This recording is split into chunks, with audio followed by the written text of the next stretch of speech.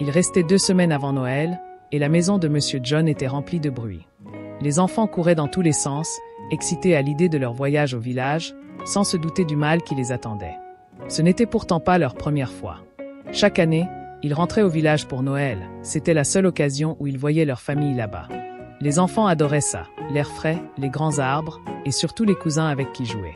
Mais ils ne savaient pas que cette année serait différente. Différente d'une manière terrible et tragique. Madame Uhu, l'épouse de Monsieur John, était occupée à faire les valises et préparer des snacks pour le voyage. Comme d'habitude, elle s'y prenait à l'avance pour ne rien oublier. Mais il y avait toujours une chose qui la tracassait. Monsieur John ne priait jamais. « John, s'il te plaît, prions juste 2 minutes, dit-elle en pliant les vêtements. Monsieur John balaya l'air de la main comme pour chasser une mouche. Arrête de me déranger. Dieu sait que je voyage, je n'ai pas besoin de lui rappeler de nous protéger. Répondit-il en riant. Le cœur de Uhu se serra. Elle le regarda tristement et secoua la tête. Pourquoi tu ne comprends pas, murmura-t-elle. Les enfants n'étaient pas mieux. Les plus grands avaient commencé à imiter leur père. Quand Uhu s'agenouillait pour prier le matin, il râlait. Maman, pourquoi on doit toujours prier? C'est ennuyant. Mais Uhu ne cessait jamais de prier, même quand on se moquait d'elle.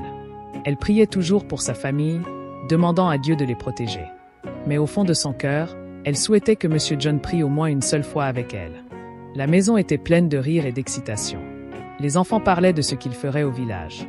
Monsieur John souriait en les écoutant, mais Uhu restait silencieuse, les observant. Elle retint son souffle et pria en silence. « Seigneur, protège-nous ce Noël. » À mesure que les jours passaient, la famille ignorait qu'un danger les attendait sur la route. Un soir, alors que Monsieur John rentrait du travail, il pensa au voyage à venir. En tournant à un coin, il aperçut une vieille femme debout au bord de la route, lui faisant signe. Elle portait un pagne serré autour de la taille et tenait un petit panier.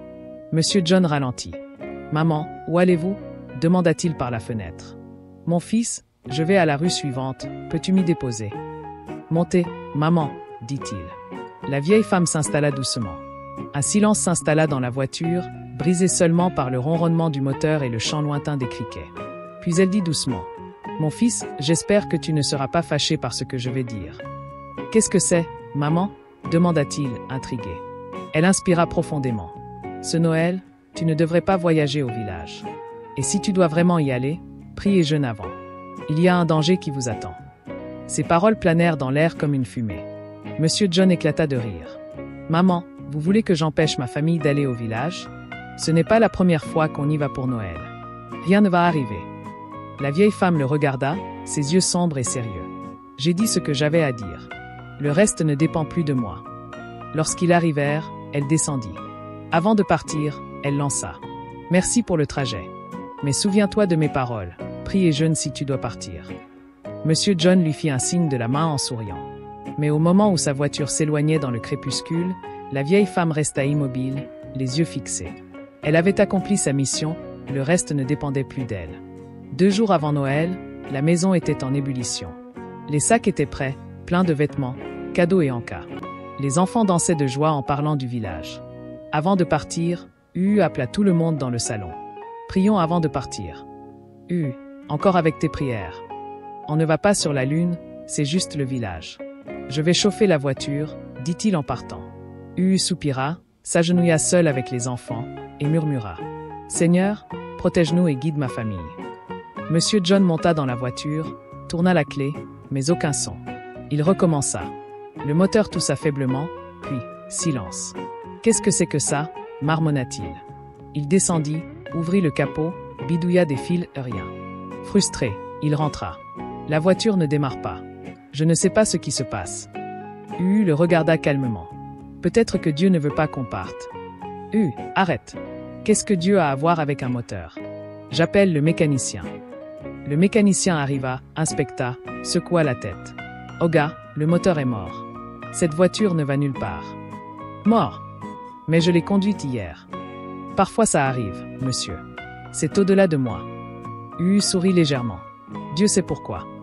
Oui, Dieu sait pourquoi, se moqua-t-il. Finalement, il déclara. On va prendre un bus au parc. Ce n'est pas idéal, mais on ira quand même. Uhu hésita. Peut-être qu'on ne devrait pas partir du tout. Ne commence pas, Uhu. J'ai pris ma décision.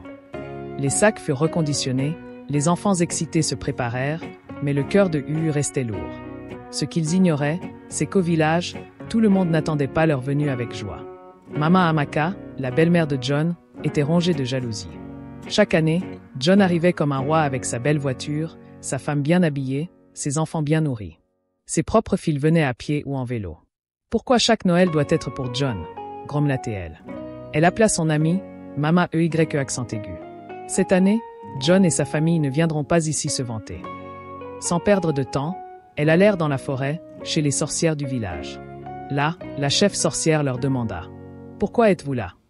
Mon beau-fils John ne doit pas arriver vivant au village. Sa réussite nous humilie. C'est tout? Considère que c'est fait. » Elles lancèrent un sort avec un morceau de chemise de John, des cendres, des incantations. « Ils n'arriveront pas vivants au village, » déclara la chef. Le lendemain, John et sa famille prirent un bus. Hu demanda à prier avant le départ. « Hu, assieds-toi.